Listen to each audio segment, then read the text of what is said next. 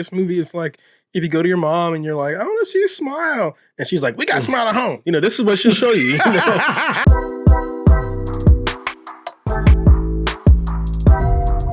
When there are scary things we don't understand, our minds try to fill in the blanks.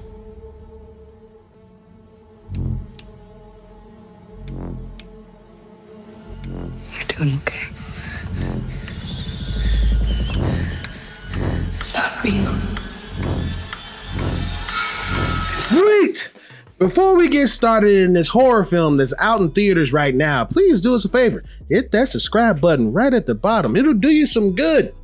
The Boogeyman, based on a short story by Stephen King, and it is directed by Rob Savage. When you come to the movies, you gotta be scared. And then you gotta like sneak away and do a little coke.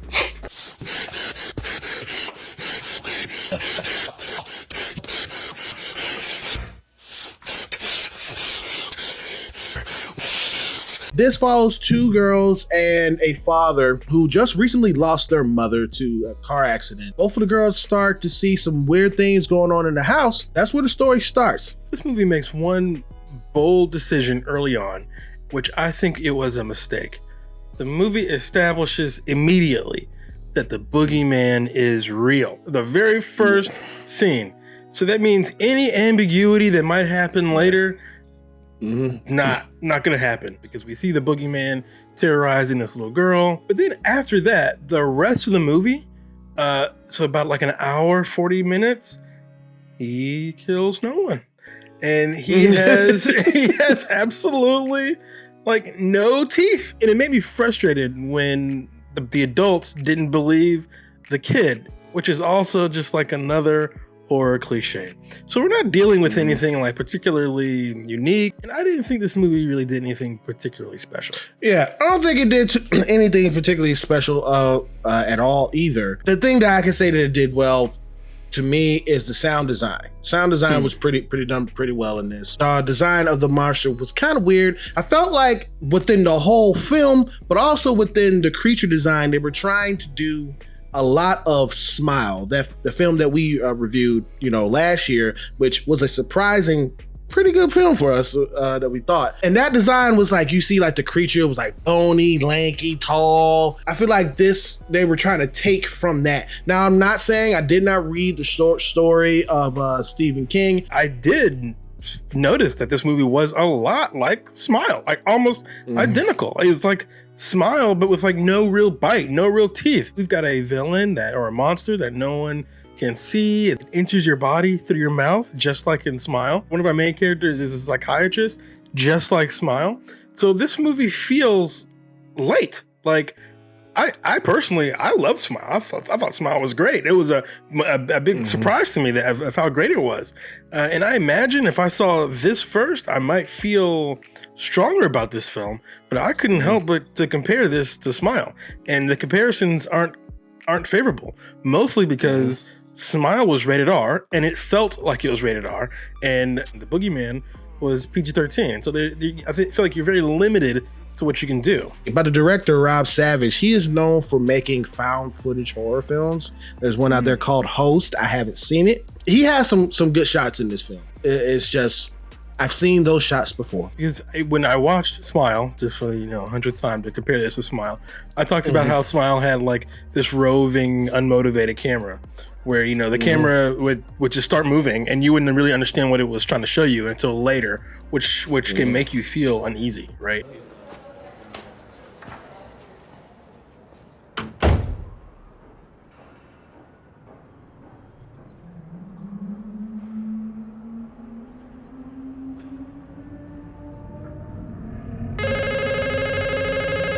And I thought Smile did that really, really well. This movie does that too. In some points, the camera will just like start drifting, and I actually I like it. I liked that. But again, I thought it's been done before, and it's been done more effectively very recently. That film had to do with trauma and mental health, and that's how the monster in that film comes to get you. In this film, it is it spreads, and it spreads to different people, which was genius. But in this film, it's alluded that fear and weakness is what brings the boogeyman in, because Sadie is grieving over the loss of her mother. In the beginning of the film, they show a man, I think the same guy who played the Spot in Suicide Squad. That guy. Man. Polka Dot Man, yeah, not the Spot. That's another character, but for another movie. And he basically is having the issue with the boogeyman. He is the father of the daughter that was killed at the beginning of the film, and now he brings that entity over here. So is the story in this film trying to tell me that this is something that's conjured up, that's always there and been inside this family's house? Or did this person bring this entity over there and is latched on to this family? Because I believe his wife said, oh, it's latched on to you. Right. That's how I've interpreted it. Because again, we see later in the film, we see the monster latching onto our main character through her mouth and her eyeballs and stuff, like it's like dripping into her face or whatever. So I'm assuming it latched onto him and then he brought it into the house. I'll be honest, I've never been to a psychiatrist like this, so it feels weird and very convenient that that guy brought in the villain to his house, because he was making like psychiatric like house calls, I guess, while his kids are in the house. Like I mean, no, okay, I mean, that's hella dumb. Very convenient for the plot. Like I don't know. You said something really important there. We're in Smile, and it's hard not to compare this to Smile. It's very difficult not to compare, for me anyway, not to compare this to Smile. But where Smile had these really strong like themes about trauma and spreading trauma, and how do you stop the spread of trauma, you know. This movie doesn't have, the themes are not nearly as strong here, because what did the monster want? I honestly am not 100% sure. It seemed like it just wanted to scare them and feed off their fear. That's it. Exactly. I'm a big Stephen King fan, and so there is like this like subgenre within Stephen King's monsters that feed off of emotion.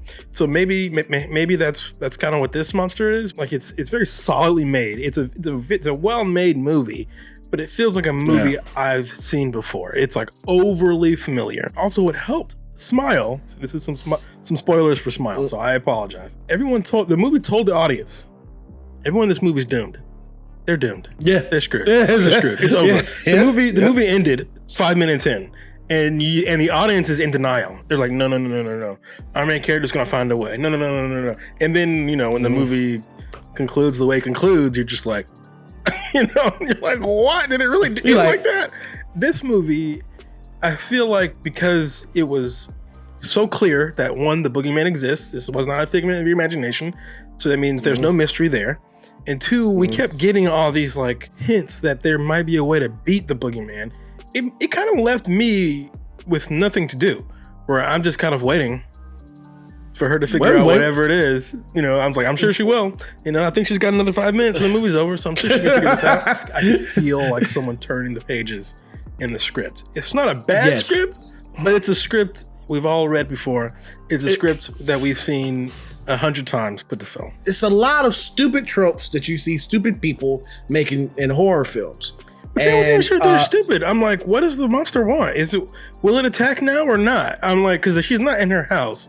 So does it have to be at her house, or like? So I wasn't sure if it was what she was doing was smart or stupid. I didn't feel anything. Well, I'm just talking about like the believability within the film of certain things that are happening. Right. Like there's a scene where she invites her friends upstairs. I was hoping the monster got that blonde-haired chick, you know. Yo, her friends were terrible. Those were the real villains. Her friends were awful. If she learned anything in this world, it's get new friends. Like, my God, they're terrible. Get new friends. Her dad and her are upstairs while the little girl is downstairs.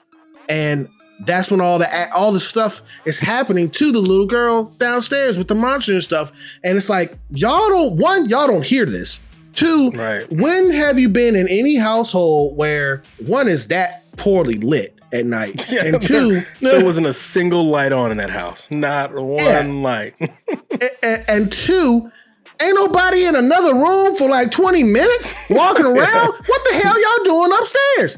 I didn't buy a lot of parts of that. Our main character girl, she's upstairs in her room. She's trying to impress her friends. And I guess she's trying to get her feet back, you know, under her after her mom died, you know.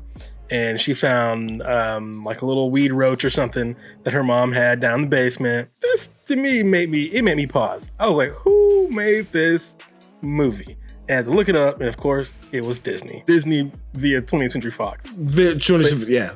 Yeah, but in that scene, she's like, well, I have some real drugs. And they're like, ooh, real drugs. And I'm like, damn, what she got? She got meth or something? And she pulls out like a little got some cocaine? half, like, yeah, some cocaine or something. She pulls out like a little half, like, roach. And I'm like, the weed is the real drugs? So I'm like, does this movie know what weed is? And so she smokes it. And of course, the monster comes out and the whole scene unfolds like you say. And she's like, Dad, oh my God, Dad, there's a monster, I swear. And he's like, do I smell weed on you? Let me ask you a question. I need you to be 100% honest with me. Were you high? Like, huh? Like, probably not. That was my thought. Well, she took one puff. I don't even smoke, but that's not what weed does. It does not make you hallucinate. And the roach looked old, okay? Like she felt like this was an old, forgotten roach. Like I am not a smoker, okay? But I feel very confident in thinking that she was fine. He was like, I don't even know who you are anymore. What the hell? Bizarre. The movie just turned into like a PSA. Yeah, exactly. Yeah. This is your brain off drugs. This is your brain on drugs. Get the picture. I want you to know that I've smoked pot.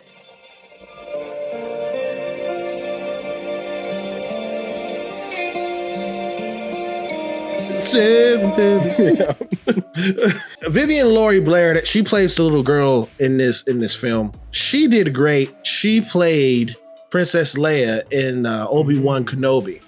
I was trying to figure out where I saw her. I was like, she looks so familiar, but okay. I praised her for her acting ability in that show, and she did a really good job in that show. She was good. Even though the concept of that was so stupid. but and this, I'm like, she's a really good actress. So she's pulling off what she needs to do in this film. But it's just,